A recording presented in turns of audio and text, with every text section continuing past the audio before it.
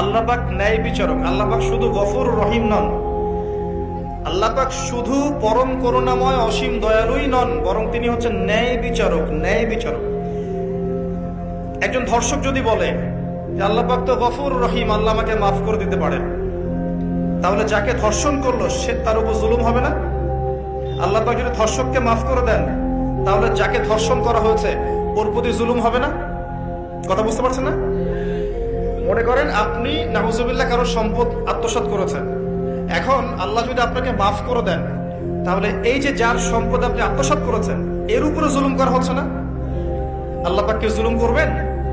এক জাররা পরিমাণ করবেন না। কিয়ামতের মাঠে নেকি দিয়ে তার এই ঋণ শোধ করতে হবে, অথবা তার গোনা আপনার কাঁধে নিয়ে জাহান্নামের পথে যেতেও হতে পারে। আল্লাহ পাক হেফাজত করবে। এই জন্য সবসময় সতর্ক থাকবেন আপনার যারা যেন মানুষের হক নষ্ট না হয়।